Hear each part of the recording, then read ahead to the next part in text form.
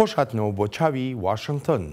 ئەمریکا لە هەنگاوێکی بێپێشینەدا دەستی کردووە بە دانوستاندن لەگەڵ تالیبانەکانی ئەفغانستاندا کە پێشتر بە یەکێک لە ڕێکخراوە تێرۆریستیەکان و بە هاوشانی تۆڕە تێرۆرکاریەکەی ئەلقاعیدەدا دەنرا. بەڵام ئێستا واشنگتن هیوادارە ئەم و توێژانە بەر لە هەڵبژاردنەکانی ئەفغانستان ئەنجامێکی هەبێت.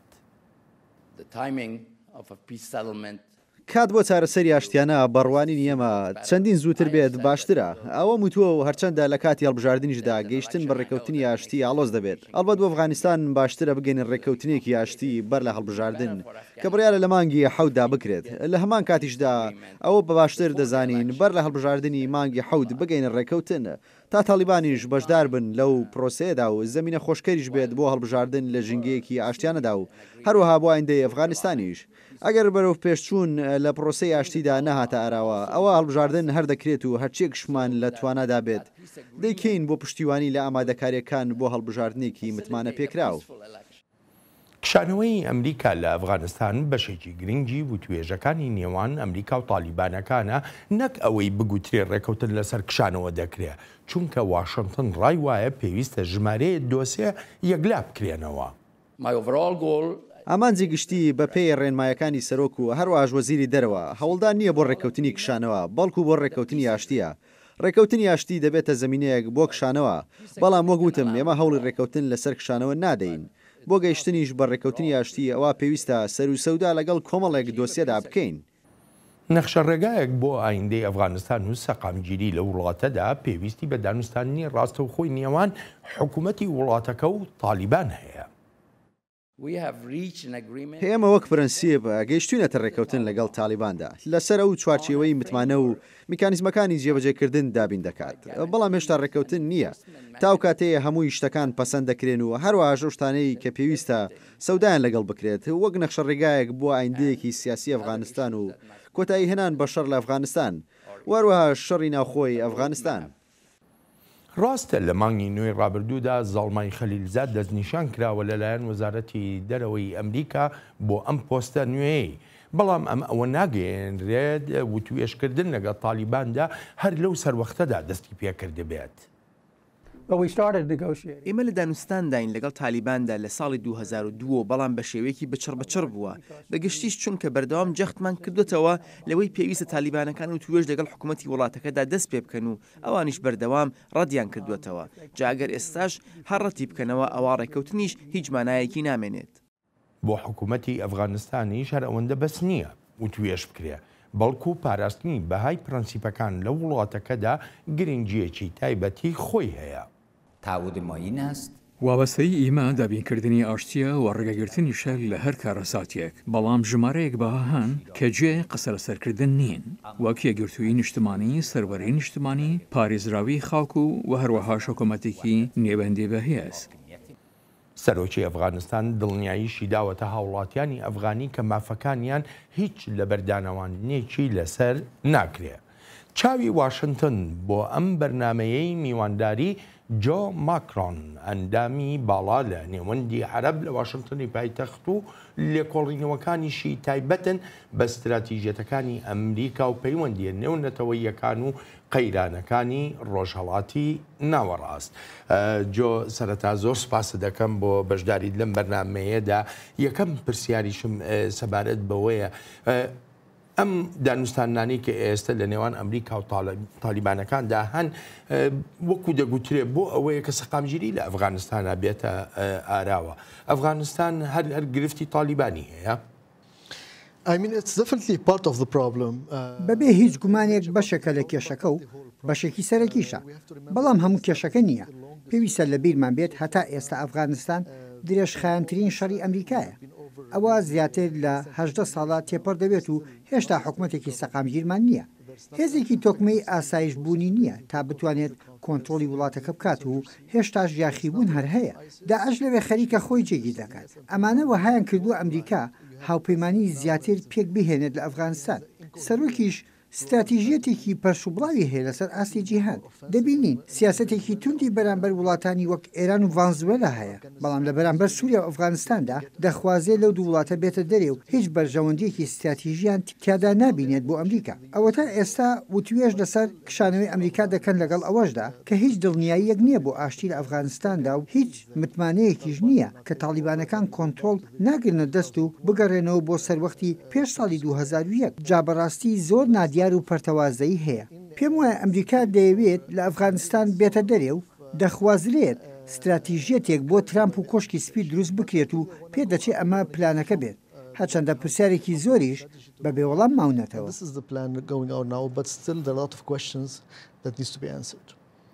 ئێمە زۆر جار گوێمان لە ئەمریکا بۆ لە زۆر بۆ نەدا ئاماژە بەوە دەکا کە وەجەختیشی لێ دەکات و ڕێکەرە ئاماژەی پێدەکات کە بە هیچ شێوەیە وتوێژکردن لەگەڵ تێرۆریستاندا نییە. ئەمە شتێکە ئەتوانم بڵێم مەحاڵ بووە. ئێستا کە ئەمە دەکرێت ئەمە سیاسەتی ئەم بەڕێوەبەرایەتیە یاخو بەرنامە ڕێژیەکی هەموو دەوڵەتی ئەمریکایە وەکو کۆماری ئەمریکا بۆ لەمە و دووە و وتوێژکردن لەگەڵ ئەو لایەنانەی کە ڕۆژە لە ڕۆژان بە تێرۆریستدا دەرران. وتوێژی نهێنی لەگەڵ تالیباندا هەبووە و هەندێکیشان بە ئاشکایی کراون لە ماوەی 10 ساڵی ڕابردوویان زیاتردا. ئەمە ژیانی بڕوا هەبووە بەوەی کشانەوەی ئەمریکا و زۆر جاریش پرسیاری لە پنتاگۆن کردووە سەبارەت بە ڕەوشی ئەفغانستان و دۆسەی کشانەوە. ئیدی دەبایە هەنگاوێک بنێت و کڵەشەیەک بۆ ئەو هەنگاوە دروست بکات. هاوشێوەی ئەوەی لە عێراق کرا. بەر لە کەمکردنەوەی ژماری سەرباز ئەمریکیەکان دانوستاندن لەگەڵ یاخیبوانی عێراقیدا کرا. ئێستاش بە هەمان شێوە لەگەڵ تالیبانەکاندا وتوێژ دەکرێت و بڕواژ وایە بەهێزترین هێزە لە وڵاتەدا. جا هەر چۆنێک بێت ڕێکەوتن لەگەڵ تالیبانەکاندا ینی بنکۆڵکردنی حکوومەتی ئەفغانستان، چونکە ئەوە تا دەبینین تالیبانەکان وەهانداناوە لەگەڵ ئەمریکایەکاندا وتوێژ دەکەن.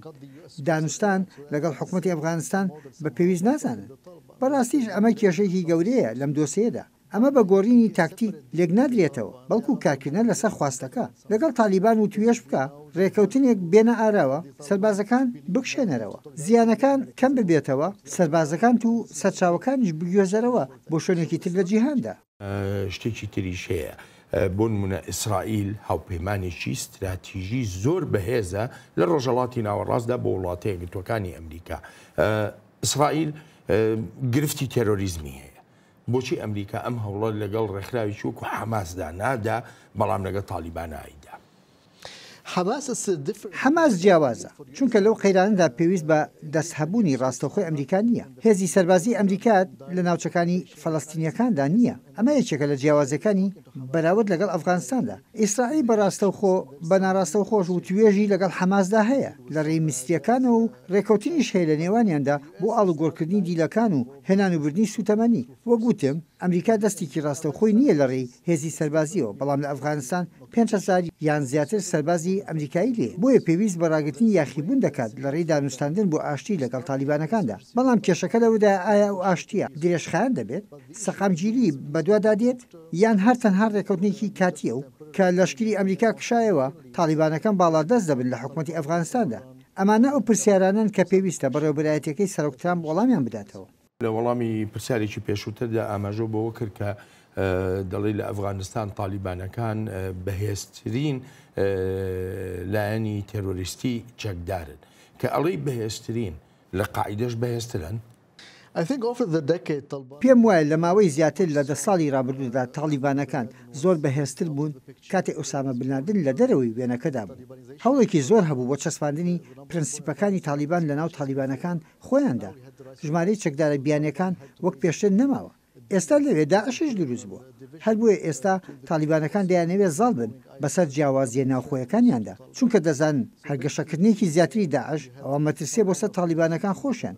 جا ئالێرەدا بەرژەوەندی هاوبەش دەبینیت لە نێوان ئەمریکا و حکوومەتی ئەفغانستان و تالیباندا. ڕاستە وەک دینامیک لێکچوون هەیە، بەڵام ئێستا سەرنجەکانی ئەلقاعیدەوە چرخاو بۆ شوێنەکانی تر وەکو شام کە دەتوانێت لەو شوێنانەی تر کاریگەری زیاتری هەبێت. ئێستا ئەفغانستان نێوەندی ئەلقاعیدە نییە، بەڵێ هێشتا لەوێت، بەڵام ئەو ڕۆڵەی نەماوە وەک ساڵانی نەوەتەکان. من دەگەڕێمەوە بۆلات. پێشتریش تالیبانەکان لە مۆسکۆ دانوستاندنیان لەگەڵ کاربەدەستانی ڕووسیاییدا کردووە بۆ باسکردنی ئایندەی ئەفغانستان. بەڵام حکوومەتی وڵاتەکە لەسەر ئەو کۆبوونەوەیە هەر لە ئێستاوە ئاگاهی دەدات. لەگەڵ کێ لەوەی لەسەر چی ڕێک دەکەون دەسەڵاتی جێبەجێکردنیان لێشێدایە با سەدان کۆبەنەوەی وەها بکرێن ئەنجامەکەی هەرتەنها ڕێکەوتنی سەر کاغەز دەبێت و هیچی تر ئەوەی ڕێکەوتنە پێوەستە لەلایەن حکوومەتی ئەفغانستان و ئەنجومەنی نیشتمانی ئەفغانستان و دامەزراوە یاساییەکانی ئەفغانستانەوە ببێت. ئەم ئاشتیە لە ئەفغانستان وەک شیکەرەوە ئاماژەی پێدەکەن پێویستی بە زەمینە بۆ خۆشکردن هەیە و ئەگەر و نەگەری سەرکەوتنیشی دەکەوێتە سەر بەشداری حکوومەتی ئەفغانستان.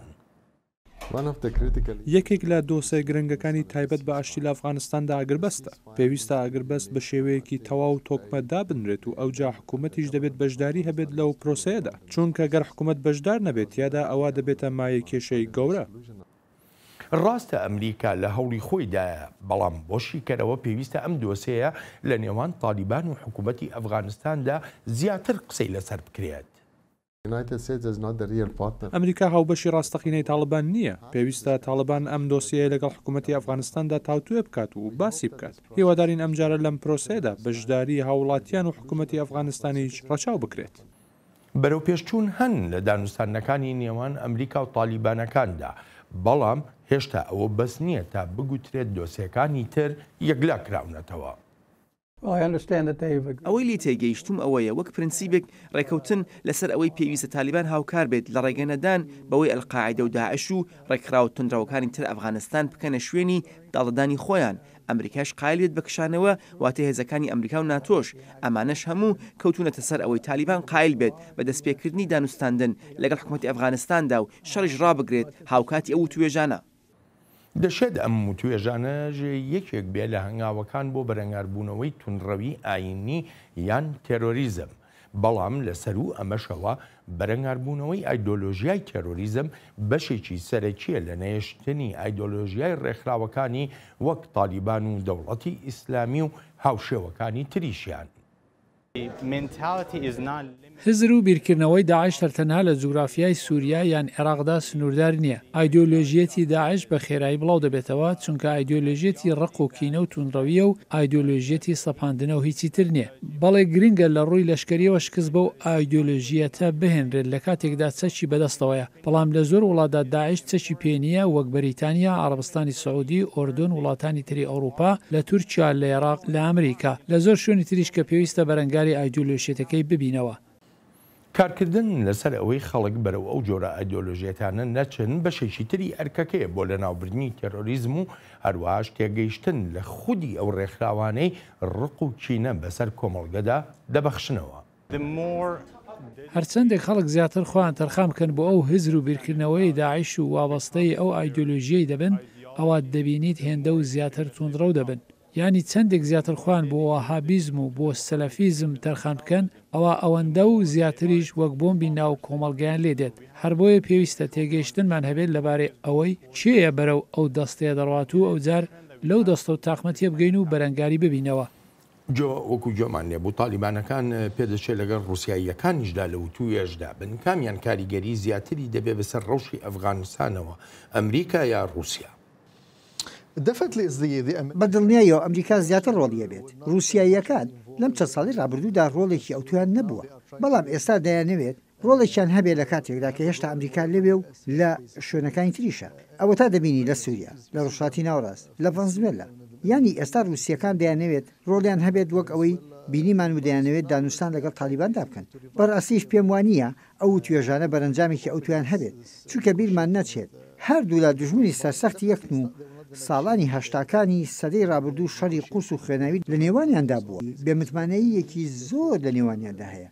دوو ئایدۆلۆژیای دژ بەیەکیان هەیە.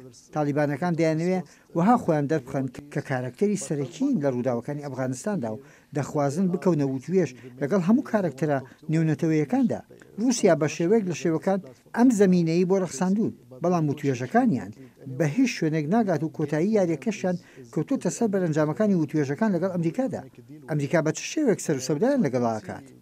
جا بۆیە بێ لە ڕەهەندی پەیوەندەکانی گشتی زیاتر شتێکی ئەو تۆی بەرچاو نابینم لە وتوێژانەیاندا.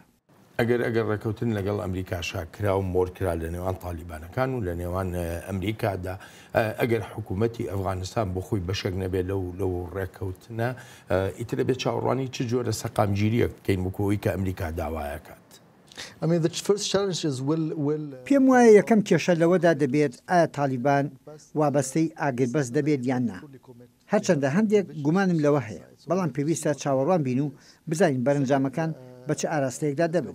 خاڵی دووهەمیش ئەوەیە ئەمریکا باز لە هەڵبژاردن دەکات، بەڕێوەبردننی هەڵبژاردن قورس دەبێت. بە تایبەتیش کاتێ لە توێژدای لەگەڵ تالیباندا و ئایا ڕێگە دەدرێت بەهێزە ئاسایشەکانی ئەفغانستان تا بچنە ناوچەکانی ژێر دەسەڵاتی تالیبانەوە؟ چێ کاروباری ڕێخستنی هەڵبژاردننی لە ئەستۆ دەبێت؟ ئایا حکوومەتێکی هاوپەیمانی دەبێت؟ چونکە ئێستا حکوومەتی ئەفغانستان دابەش بوو لە نێوان دوو جەمسەردا. هەر چۆنێک بێ زۆرشت هەن هێشتا نادیارن، هەر بۆیە لە پێشدا هەوڵی ئاگربەست دەدرێت و ئەوجا هەنگاو بە ئاراسی ڕێکەوتنی ئاشتیدا دەندێت. لەبەر ئەوە گۆڕانکاری زۆری لە ناکاو دەبینیت لە هەر پلانێکدا. هێشتا نەخشە ڕێگایەکی ڕوون لە بەردەمدانە تا ئەو کاتەی بەرچاوڕوونیەک لە حکوومەتی ئەفغانستان دەردەکەوێت و وابەستەیەکانی ئەمریکا ئاشکرا دەبن کە لەوانەیە هەردوو لا بخاتە سەر مێزی دانوستاندن و لەوانەشە کۆبوونەوەکە سێقۆڵی بێت و توێش لەسەر هەموو دۆسەکان بکرێت. هەتا ئێستا تالیبان دەڵێت نا، بۆیە پێویستە بزانین ئایا ئەمریکا دەتوانێت قەنەعەت بە تالیبان بکات تا بێتە سەر مێزی دانوستاندن. ئیدی ئەمانە شتەگەلێکن هەنگاو بە هەنگاو دەکرێن. پێویستی بە سەقامگیریە بۆ کردنی هەڵبژاردن و پێکێنانی حکوومەت. هەر یەکێکیش لەو هەنگاوانە سەختی خۆی تێدایە و ئەمەش وەها دەکات ئەمریکاش بەشدار بێت تایدا و لەوانەش ئەو بەشداریە پێویستی بە 2 ساڵ یان زیاتری مانەوەی ئەمریکا بێت لە ئەفغانستاندا بۆ دڵنیابوون لەوەی ئەم گۆڕانکاری و قۆناغی گواستنەوەیە بەباشی دەڕات بەڕێوە. ئەگەر نا ئەوە دەرفەتەکان زیاتر دەبن تا ئەفغانستان بکەوێتە ناو ناجێگیری و ئاژاوە و جۆرێک لە قەیرانی تر. ئەمریکا هەمیشە لە پێشەنگی ئەو وڵاتانەدا بۆ کە شەڕی دژی تێرۆریزمیان کردووە و سەرکردایەتی ئەو هاوپەیمانێتیانەشیان کردووە کە دژی تێرۆریزم بووە. ئێستا لە توێژێکی ئاوەهادا لەگەڵ تالیباندا ئەمریکا متمانی خۆی لە دەست نادا بەڕای تۆ لەو شەڕێک کە دژی تێرۆریزمەیکا. هاوڕاییەک هەیە و هەرواش دێ لە زیادبووندایە وەهاش دەبینێت کە تالیبان جیاوازتر بێت چونکە نوێنەرایەتیەکی زیاتری هەیە و کۆنتترۆڵێکی زیاتی ناوچەکانیشی هەیە. بۆیە پێویستە قسەیان لەگەڵدا بکرێت. ئەم بیرکردنەوەیە لە پەنتاگۆندا هەروە دێ و زیاتر دەبێت سەبارەت بەوەی پێویستە لەو بنبەستە بینە دەرێ. ئەلبەت ئەمە بەو مانای نییە کە ئەمریکا لە شوێنی شەڕی دژی تیرۆریزم ناکات. دەزانی بەگشتی پەنتاگۆن ئەو بیرۆکەی وەچەرخانەی زۆر پێ باشە لە شەڕی دژی تیرۆریزمدا کە ئەمریکا لە ساڵی 2001ەوە پیادەی دەکات و پشتی تەواوەتی بە هەموو سەرچاوەیەکی ئەمریکایی بەستا بوو لە کاتێکدا هێزە باوەکانی وەک رووسیا و چین خەریکی دروستکردنی توانایەکانی خۆیان بوون.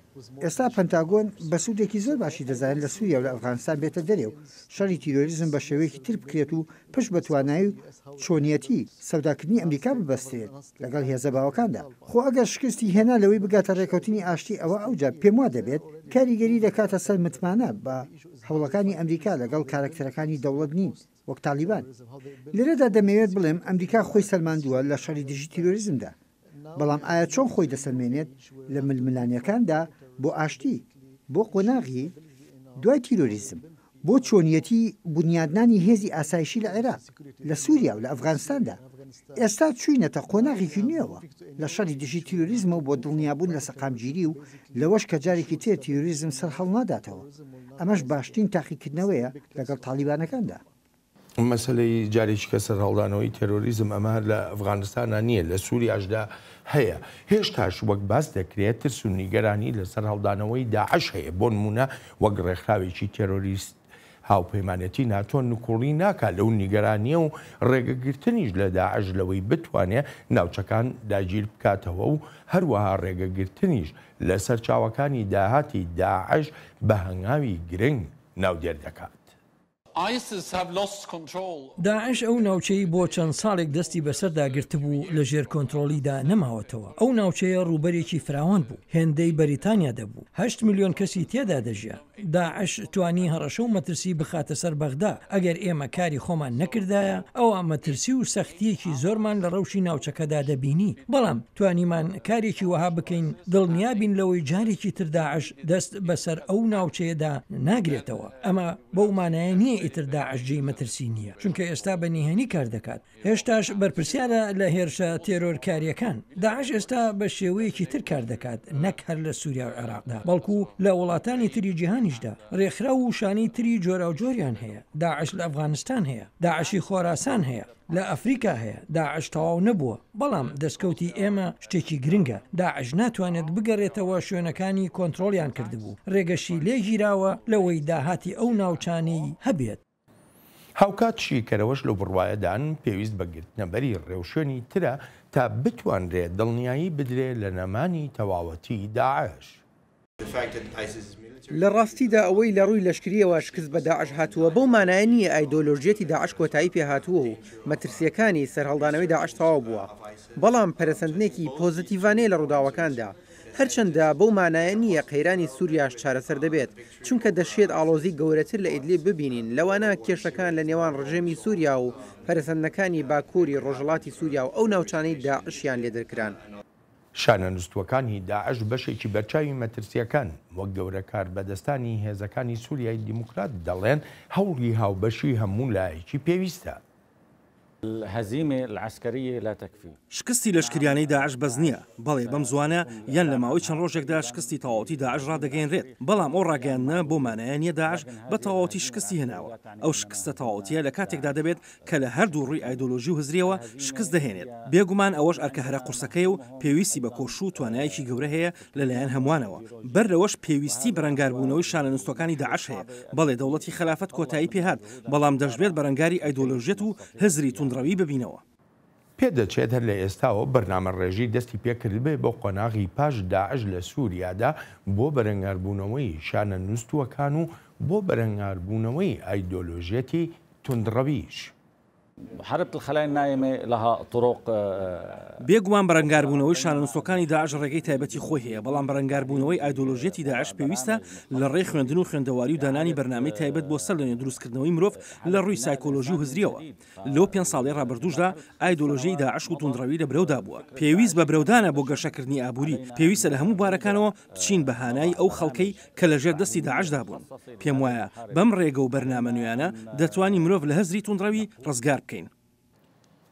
جۆگرفتی تێرۆریزم هەر لە ئەفغانستانە سنووردار نییە سووریا بنمونە ینی وەکو جۆمان لێبوو دەگوترێت لەم چەند ڕۆژەیە لەوانەیە شکستی تەواوەتی داعش لە ڕووی لەشکریەوە ڕابگەیەنرێت بەڵام لە ئەفغانستان لە سووریا لە عێراق لە شوێنەکانی تریش گرفتی مانەوەی ئەم جۆرە ڕێکخراوانە هەیە ڕێکەوتنی سیاسی لەگەڵ ڕێکخراوە تێرۆریستیەکانە ئەو گرفتە کۆتایی پێدەێنن. بەڵێ داعش لە سووریا جیاوازە زۆربیان چەکداری بیانی بوون و هاتبوون بۆشاییەکیان پڕکردبەوە سنوورەکان کراوە بوون دەواازەکان بە هەموو شێوێک لەسەر پشت بوون بۆ هێزەکانی ناوخۆی وڵاتەکە هاوپەیمانەتی نێونەتەوەی دواتر رووسیا هاتە ناوە هێزەکانی سووریای دیموکرات شەڕەکەی لەسەر زەوی لە ئەستۆگرت لەگەڵ پشتیوانی ئەمریکا جا بەگشتی دینامیکەکە زۆر جیاواز و زۆریش ئاڵۆسترە بەڵام لێکچوونیش هەیە وەک ئەوەی لە پرۆسی سیاسیدا نین ئاشتەوایی سیاسی نییە هیچ پلانێک بۆ چۆنێتی سەوداکردن لەگەڵ یاندا نییە بۆ قۆناغی پاشتیرۆریزم یەکێک لە جیاوازیەکانیش ئەوەیە کە تالیبان بنکەیەکی تیرەگەرایی هەیە و دایان ساڵە هێز و توانایی خۆی بنیاد دەنێت هەر بۆیە وەک دوو نمونە جیاوازن بەڵام وەکو کێشە و سەختی لێکچوونەکە هەیە بە تایبەتیش وەک پێشتر باسم کرد بۆ دوای قۆناغی تیرۆریزم پرۆسە سیاسەکە چۆن دەبێت کاراکتەرە نێونەتەوەیەکان چی دەکەن لە ئەفغانستان ڕۆڵی نێونەتەوەیی زۆرە ئێران هەیە رووسیات هەیە هێزیتری نێونەتەوەیی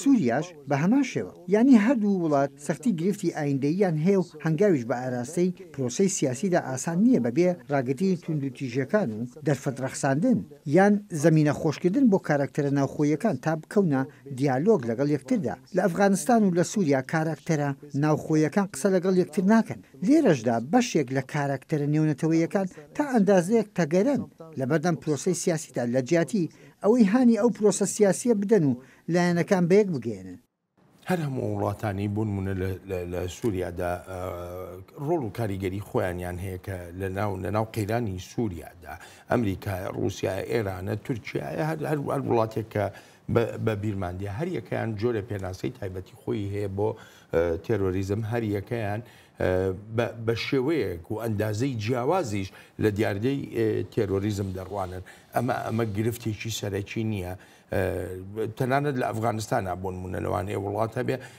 بە دیدێکی کەوە بڕوانێتە تالیبانەکان وەکو ئەوی کە لە سووریا دەیبینین. ئەوە قورسە چونکە پێناسەکردنی تیرۆریزمیش بە شێوەیەک لە شێوەکان بە سیاسی کراوە. مەبەستم ئەوەیە بڵێم ڕوانینی وڵاتێک یان لایەنێک بۆ توندوتیژی کەوتۆتە سەر ئەوەی مەبەستەکە چییە یان چۆن دەکرێت و بەڕێوە دەبێت استراتیژ چییە و ئامانجەکان چی وەک بینیمان هەموو لایەک ڕێکەوتن لەسەر ئەوەی داعش تیرۆریستە بەڵام هاوڕایی لەسەر ڕووداوەکانی ئیدلیب نییە ئەمە بێگومان مەبەستی هەموو کارکتەرەکانەوە هەر ئەمەشە دەیانجوڵێنێت لێرەدا ئەمریکا دەیەوێت هاوسەنگیەک بێنێتە ئاراوە لەناو ئەو مەبەست و ڕوانینە جیاوازاندا بۆ نمونە لەگەڵ تورکیا و لەگەڵ هێزەکانی سووریای دیموکراتدا سەر و سەودا دەکات ڕاستە هاوسەنگیەکی زۆر قورس دەبێت بەڵام گرنگیشە بۆ سەقامگیری لە ئیدلیبیش بە هەمان شێوەیە لە نێوان تورکیا لەلایەک و ئێران و رووسیا لەلایەکی تر جا بەڵێ پرسیارەکە زۆر گونجاوە چونکە پێناسەیەکی جیهانیانەمان بۆ تیرۆریزم نییە و بۆ توندوتیژیش نییە ئەوەی کە هەیە پێناسەیەکی تەمومژاوی تیرۆریزمە و دەکرێت چەندان ڕاوی بۆ بکرێت ئەمەش بەڕاستی جێی مەخابنە پاش ئەو دەیان ساڵە هێشتا دڵنیا نین لەوەی چۆن سەودا بکەین لەگەڵ ئەم کێشە سەرەکی ڕوبەروی جیهان بۆتەوە هەر چۆنێک بێ لەگەڵ ئەوەشدا کە دۆسیەکە بە سیاسی کراوە لە پێناو ئامانجی هەندێک وڵاتدا بەڵام لە کۆتاییدا هۆکاری گۆڕانکاریەکان هەر هیچ نەبێت لە سووریادا زۆر ئاشکرایە بۆ زۆربەی کارکتەرەکان ئەمە لە ڕووی سیاسی و لە ڕووی ئەو وڵاتانی کە دەستیان هەیە لەو قەیرانەدا و یاخو کاریگەریان هەیە بەڵام خەڵکیش لێرەدا قسەی خۆیانیان هەیە من بۆ ئەم بەنامەیە هەندێک خەڵکی ئەفغانستانمان بە نمونە وەرگرتووە و دەگەڕێمەوە بۆلات دانیشتوانی ناوچەکانی ژێردەستی تالیبانەکان گازەندەیەکی زۆریان هەیە و ڕەوشی ژیانیشیان جیاوازیەکی ئەوتوی نەبووە لەگەڵ ژیانی ئەوانەی لە ناوچەکانی ژێر دەسەڵاتی داعشدا ژیاون. لەوێ دادگا و دادوەری نییە هەرچێکیان بوێ دەیکەن دەتوانن بەدارمان بکەن لێشمان بدەن ناچاریان کردم 30 کیلۆمەتر بە پێ بڕۆم زۆر درڕندەبوون لەگەڵمان هیچ شتێکی باشە نەبوو بەرامبەرمان بنکەی تەندروستی خوێندنگاشان وێران کرد خوێندنگا بۆ کوڕان و بۆ کچانیان نەبوو مزگەوت و پردەکانیشان وێران کردین تالیبانەکان وها ڕەفتاریان دەکرد هیچ مافێکشان بۆ ژنان نەبوو.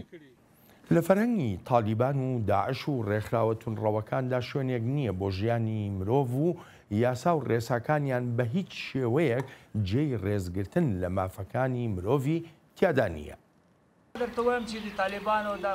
ژیان لە ناوچەکانی ژێردەسەڵاتی تالیباندا زۆر سەخت بوو تەنانەت بۆ ئاژەلی ژیانێکی مەینەتی بووە لەو ناوچانەی تالیبان نرخی مریشکێک زۆر گرانتر بوو لە نرخی مرۆڤ لەو ناوچەیە ئێمە شتێک نەبوو پێی بگوترێ مافی ژنان کاتێک ژنان دەچوونە سەرکارەکانیان لە کێلگەکاندا لێیان دەدان ژنان نیان دەتوانانی سەردانی کەسوکار و خزمەکانیان بکەن ژنان ژیانێکی قورسیان هەبوو. کاری ڕێکخراوە تونڕەوەکان پێچەوانەی هەموو پرەنسیپە ئاینی و مرۆڤایەتیەکانە و سزای زۆریان داناوە بۆ سەر کەسوکاری ئەوانەش کە بە پێچەوانەی تونڕەوانەوە کار دەکەن. کوڕەکانم کارمەندی حکومەت بوون تالیبانەکان هاتنە سەرمان و وتیان بە زووترین کات کوڕەکانت بنێرە بەردەممان زۆریان لێدام دواتریش ئاوریان بەردای ماڵەکانمان و خاپوریان کردن. جۆجارێکی تریژ ئەگەر بێت و ئەم ڕێکەوتنە لەگەڵ تالیبانە ڕێکەوتنی ئەمریکا و تالیبان سەر بکەوێ بۆ تالیبان بگەڕێتەوە ناو پرۆسەی سیاسی لە ئەفغانستانە کە ئەمە یەکێکە لە خواستەکانی ئەمریکا بۆ ئەو سەقامگیری کە باسمان کرد بەڵام خەڵک چۆن ئەو شتانی لەبیر دەچێتەوە وەکو ئێستا گوێمان لێبوو لەو خەڵکانی ئەفغانستان ئەمە بۆ هەموو ئەو ناوچانە دروستە کە لە ژێردەستی تونڕەوی ئاینیە بە تایبەتی ژیاون ئەوانەی داعش ئەوانەی قاعیدە و ئەوانی تریش. تا ئێستا سەنجی خراوەتە سەر ڕەهەندی ئەمریکا و ڕەهەندی خەڵکی ئەفغانستانمان لەبیر چۆتەوە ئەمە شتێکی گرنگە شەڕی ئەفغانستان زۆر درێژ بووە ئەو خەڵکانەمان بینی کە لە ناوچەکانی ژێردەسەڵاتی تالیباندا دەژین یان دەژیان گلە و گازەندەیانە هەر ئەمەشە پێویستە وەها بکات کە تالیبان پێویستی بە پرۆسەی سیاسی هەبێت تا هەر هیچ نەبێت بڕێک ڕەوایی بۆ خۆی بیژێڕێتەوە و بێگومان لێرەدا پێویستی بە حکوومەتی ئەفغانستانیش دەبێت هەروەها بە ئەمریکاش لەم سەودایەدا جا ئەگەر تالیبان بێت ببێتە بەشێک لەو پرۆسەیە ئەوە پێم وایە پێویستە تالیبان لەوە تێ کە پێویستی بە گۆڕانکاری هەیە لە شێوازی فەرمانڕەوایەتیدا چونکە ناتوانێت ئەگەبیە بەشدار بێت لە حکومەتدا و بە هەمان شێوە بیرکردنەوەی خۆیەوە بەشدار بێت کە دەڵێم بیرکردنەوەی خۆی بەستم لە چۆنتی ڕفتارکردنیەتی لەگەڵ ژن و پیا و مناڵی ناو کۆمەلگاکان پێویستی بە دیدێکی ئابوویانە هەیە ئەمە دۆسەیەکی گرنگە و هەر بۆیەشە پێویستی بە حکومەتی ئەفغانستان دەبێت نە هەر بە ئەمریکا چونکە ئەمریکا 5 ساڵ یان 10 ساڵی تر دەڕات و لێ نامێنێت بۆی پێویستی بە حکومەتی وڵاتەکە دەبێت و دەشبێت دەستبەرداری هەندێک شتی خۆی بێت تا دانپێدانان بۆ خۆی دەسەبەر بکات و ئیدی قۆناغەنیوەکە ئالەوانەوە دەست پێەکە باشە ئەگەر ئەمە گریمانەیەکیان ئەگەر داماننا بەڵێ وابوو ئەی ئەو تاوانانی کە پێشتر کراون لەو ناوچانی کە لە ژێردەستی تێرۆریستانە بوو داعش بێ تالیبان بێ ئەبوو سەیاف بێ قاعیدە بێ هەر ڕێکخراوێکی تر بێ پێم وایە پێویستە لەمەدا هەندێک بە وریاییەوە کات بکرێت بە دڵنیاییەوە تالیبان زۆر شتی کردووە لەوانە هاوپەیمانەتی کردن لەگەڵ ئەڵقاعیدەدا کە ئەمە هەڵەیەکی گەورە بوو کردی بەڵام کاتێک باز لە تالیبان دەکرێت بەڵێ ڕێبەرانی هەبوو و ناوچەکانیش ناوچەی تیرە و عەشەتەکان و ڕێبەرەکانیش تیرە و عەشەتی خۆیان هەیە و هەرێکەشیان بەشێکە لەوەی بە هاوبەندی تالیبان ناودێرەکرێت بەگشتی ئەگەر بتەوێت بەردەوام شەڕی تالیبان بکەیت ئەوە ینی شەڕی بەردەوامی ناوخۆی ئەفغانستان دەزانی ئێستا نەوەیەکی نوێ لە ناو تالیباندا دروست بوو و دەڵێت پێویست ناکات هاوپەیمانەتی ئەلقاعیدە بکرێت دەڵێت پێویستە شەڕی داعش بکەیت لە دۆسەی تیرۆریزمدا کێشەیەک هەیە یان ئەوە تا دەبێت هەمویان بکوژیت یانی ژەوە تا بزانیت کام لایەنیان بۆ ئاشتی دێتە پێشەوە و ناخوازێت نەوە لە دوای نەوە بخاتە شەڕ ئەمە ئێستا دۆسەیەکی گرنگە بە تایبەتی لەم سەروەختی قۆناغی گواستنەوەیدا ڕێبەرایەتێکی نوێ لەناو قاعیدەدا هاتۆتە ئاراوە بە هەمان شێوەش لە داعشدا لە هەمان کاتیشدا ڕێبەرایەتێکی نوێ لەناو تالیباندا دروست بووە کە دەیەوێت زیاتر پشت بە خەڵکی ئەفغانستان ببەستێ نە خەڵکی بیانی وەک گوتم ئەمە پرسیارە گەورەکەیە ئایا بۆ هەتایە درێژە بە شەڕ دەدرێت یان هەوڵی ڕژت بۆ ئاشتی دەدرێت جا زۆر ڕاستە کە ئێجگار قورسە ڕابردوود لەبیر بچێتەوە و لە ڕوودا و تاوانەکانی پێشوو خۆش بیت پێویستە پرسیارکردن و هەندێک لیژنە و کۆمیتە دەست بکەن بە پرۆسەیەک پێویستە بیرکردنەوە لەمەش هەبێت وەک چۆن لەو شوێنانەی تردا کە لە شەڕی نێوخۆی تێدا بووە هەبووە ئالێرەدا کە پێویستە تالیبان بیرکردنەوەی خۆی بگۆڕێت و تا ئێستاش وهای نەکردووە بەڵام جۆ لێرەدا ئێمە ناتوانین نوکوڵی لەوە بکەین ژنانی ئەفغانستان ینی نیگەرانیەکی ئێژگار زۆریان هەیە کۆمەڵە ژن هەن قسەیان کردووە لە ئەفغانستان بە تایبەتی لەسەر ئەم دانوستانانە هاوکاتی ئەم وتوێژانەی تالیبان و ئەمریکا ژنانی ئەفغانستان نیگەرانیەکی زۆر دایگرتوون سەبارەت بە وەک دەڵێن ئایندەی نادیاریان ئەگەر بێت و تالیبانەکان بگەڕێنەوە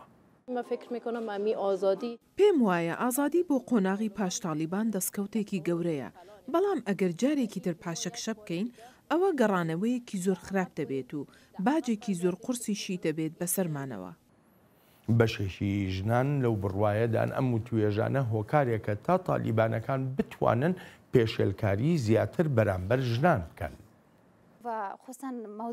پێم وایە دانووساندنی ئاشتیانە لەگەڵ تالیباندا جێی متمانە نییە لە ئێستادا و پێشم وایە تالیبان دەیانەوێت بگەڕێنەوە ئێرە تا ئامانجە درڕندانەکەی خۆیان بسەپێنن ژنانی ئەفغانستان سەقامگیریان بۆ وڵاتەکەیان دەبێت بەڵام لە نێوان بژارەی سەقامگیری و ئاسایشی ئازادیەکانی تاکە کەس ئازادی ژناندا ئەوە وەک دەڵێن ئازادی هەڵدەبژێرن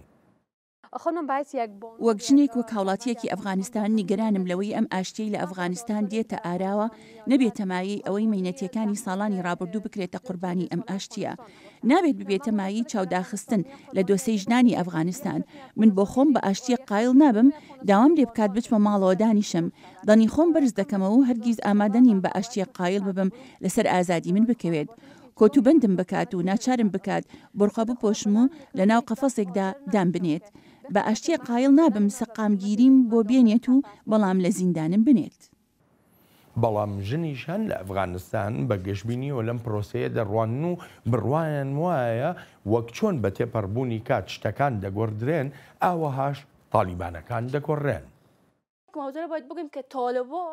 تالیبان هەمان تالیبانی پێشتر نابێت دڵنیام لەوەی بیرکردنەوەشیان گۆڕاوە هەروە جیاوازیەکی زۆریشەیە لە نێوان خەڵکانی ئێستا و خەڵکی سەرەوەختی تالیباندا ئێستا خەڵک خوێندەوارن و هەرگیزیش نایانەوێت بگەڕێنەوە سەرەوەختی ڕابردوو جۆ ئەوە نیگەرانیەکانی ژنانی ئەفغانستان بوو جۆمان لێ بوو لێرەدا ئەم دۆسیانە چیان لێ دێ ینی ژن کە نیوەی کۆمەڵگەیە ینی لە ئەفغانستان یا لە هەر شوێنێکی تردا بێ وەکو ژیان وەکو زیندانی لێ دێ ئەگەر جاری چکە تالیبانەکان بگەڕێنەوە بۆ ئەو پرۆسە سیاسیە ئایا ئەمریکا ئەمەی بەهێند وەرگرتووە؟ ئەمانە هەمووی نیگەرانی ڕەوان بەڵام بەداخەوە ئەم بەڕێوەبەرایەتیە سەنجیەکی ئەو تۆ ناخاتە سەر دۆسەی مافەکانی مرۆڤ بەڕاستیش بۆ من ئەم دۆسەیە جێی نیگەرانیەکی زۆرە لەم و توێژانە لەگەڵ تالیباندا کە مافەکانی مرۆڤ فرامۆش دەکرێت خاڵێکی تریژ ئەوەیە بۆ هێنانە ئارەی ئاشتی و سەقامژی چاو لەو ئەگەرانە دەپۆشێت کە لەوانەیە تالیبان بیان کات جا بەڕاستی بەڵێ ئەو نیگەرانیانەی باز دەکرێن هەر هەمووی نیگەرانی ڕەوان جا بەڕاستی بۆیە پێویستە تالیبان چەکدا بنێت و بخرێتە ژەڕکێفی حکوومەتەوە ئەمەش بێ هیچ گومانێک دەبێتە مای کەمبوونەوەی فشار لەسەر خەڵکو و لەسەر ژنانیش و ئەو هەستەش دروست کە دەنجیان بیستراوە ئەوەش بارێکی ئاساییە کە تالیبان وەک هێزێکی کۆنە پارێز بێت لە ناوچەکانی خۆیدا تا ئەو شوێنەی ڕوانینەکانی خۆی نەسەپێنێت بەسەر هیچ کەسێک یان ناوچەیەکدا هەروەهاش تا ئەو شوێنەی چەکی بەدەستەوە نەبێت کە بۆ کۆنتڕۆلکردن بەکاری بهێنێت لە هەموو کۆمەلگایەکدا لایەنی کۆنەپاریزت هەیە و تەنانەت لە ئەمریکاشدا هەیە جا ناشبێت و ها چاوەڕوان بکرێت ئەگەر تالیبان چەکی دانا ئەوە ئیتر دەست بەجێ ڕوانینەکانیشی دەگۆڕێت نا ئەوە پرۆسەیەکی درێژخایەنە پێویستی بە گۆڕینی ڕوانینی خەڵکەکەیەتی ئەو عشت و تیرانەی لەگەڵ تالیباندان بەڵێ پرۆسەکە درێژخایەنە تا دەگاتە ئەوەی کەس دەرفەتی ئەوەی نەبێت دیدی خۆی بسەپێنێت بۆ ئێستاش وەک سەرەتا پێویستە متمانە و ئاشتی و چەک داماڵین هەبن مانەوەی چەک لە دەست تالیباندا ئەوە ینی سەپاندنی بیرکردنەوەی خۆی بەسە خەڵکی تردا هەر بۆیە پێویستە متمانەی تەواوی لەگەڵ حکومتدا هەبێت و ببێتە بەشێک لە حکومەت و وەگوتیشم چەکەکانی خۆی بداتە دەست حکومت هەرچەندە ئەمە دوورە بەڵام تەنها ڕێگەیەکە بۆ هێنانە ئارای ڕەوشێکی یاسایی و هەنگاونان بەرەو قۆناغی گواستنەوە لە ئەفغانستاندا جۆ شەڕی دژی تێرۆریزم هەر تەنها ئەوە نییە تۆ بەرەنگاری تێرۆریزم ببیتەوە بەرەنگاری تێرۆریزمە بیتەوە لە پێناو پاراستنی بەها بەرزەکانی مرۆڤایەتیدا ئەو بەهانەی کە وڵاتانی ڕۆژاوە بەتایبەتیش ئەمریکا داکۆچیەکی سەرسەختانەی لێ دەکەن شەردژی بۆکۆ حرام لە پێناوی پاراستنی ئازادیەکاندایە شەردژی تالیبانەکان لە پێناوی هێنانە ئارای کۆمەڵگەیەکی کراوەدایە شەردژی داعش ڕێگەگرتنە لەوەی کە تەنها یەک جۆر بیرکردنەوە بسەپێنرێ بەسەر کۆمەڵگەدا ئەمریکا ئەتوانێت لە دوای ڕێکەوتنی لەگەڵ تالیبانیا لەگەڵ هەر ڕێکخراوێکی تری تێرۆریستە ئەو بەهایانە بپارێزێ دەزانی ئەمە پێویستی بە زۆر وابەستەی و وابەستەبوونەوە هەیە پێویستی بە کۆمەک و یارمەتیەکی زۆر هەیە تا لەو پێناودا بەکار بهێنێت پێویستی بە یارمەتیدانێکی زۆری حکوومەتەکان هەیە پێویستی بە دەست هەبوونێکی زۆر هەیە بەڵام بەداخەوە ئێمە ئەم جۆرە هاوکاری و دەست هەبوونا لەم بەڕێوەبەرایەتیەدا نابینین و بە تایبەتیش لەو ڕوانگەیەوەی بایەخ بە دۆسەی مافەکانی مرۆڤ نادات لە کاتێکدا لەم خۆناغە گواستنەوەیەدا پێویستە ئەمریکا دەست و کاریگەریەکانی زۆر هەبێت لەم خۆناغەدا بێگومان ئەمەش ینی دابینکردنی دارایی و بەشداریەکی بەچای دیبلۆماتی و هەوڵدان بۆ نیشاندانی ئاراستەی هەنگاوەکان بەڵام بەداخەوە من بۆ خۆم گومانم هەیە کە ئەم بەڕێوەبەرایەتیە وابەستەی تەواوی هەبێ بۆ ئەم دۆسیانە هەر چۆنێک بێت ئەمە دەستپێکە بۆ هێنانە ئارای ئاشتی بۆ ڕەخساندنی زەمینە بۆ کشانەوەی سەربازەکان لە ئەفغانستان بۆ سەقامگیری بەڵام دۆسیەکانی مافی مرۆڤ بوو ئازادیەکانی تاکە کەس لە ئەفغانستاندا ڕێگەیەکی دوور درێژی لە پێشە و هەروەها بۆ زۆرێکیش لە وڵاتانی دووچاری مەینەتی تیرۆریزم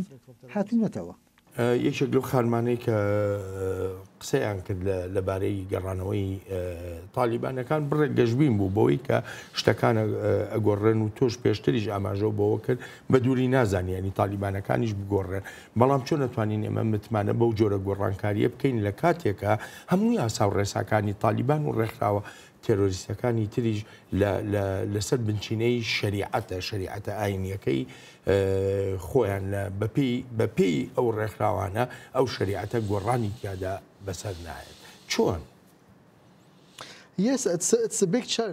بەڵێ ڕاستە ئەمە گرفتێکی گەورەیە بێمتمانەیەکی زۆر هەیە بەڵام هیچ چارەسەریەکی تری بۆ نییە ئەگەر تالیبان بیرکردنەوەکانی خۆی نەگۆڕێت ئەوە تا دێت ئەو ڕەوشە درێژتر دەخایەنێت و هەر بۆیە پێم وایە ئەگەر بگەینە ئاشتی ئەوە زۆر شت لە دەستی تالیبان دێتە دەرێ و ئیدی ئەو شەڕە گەورە جیهادی نامێنێت و لەوانەیە هەندێک شەڕی بچووک بمێنێت ڕاستە پرۆسەیەکی درێژخانە بێت بەڵام زۆر کەمتر دەکەوێت لەسەر هەموو لایەک بە بەراورد لەگەڵ ئەو شەڕی نزیکەی 20 ساڵە دەکرێت جۆ زۆر سپاس دەکەم Thank you very much تا بەرنمەیەکی نوێی چاوی واشنگتن و بابەتێکی نوێ ڕێز و خۆشەویستی ستافی بەرنامە و هی خۆشم بەڵێن ساڵح پەسەند بفەرمونون هەر شاد بن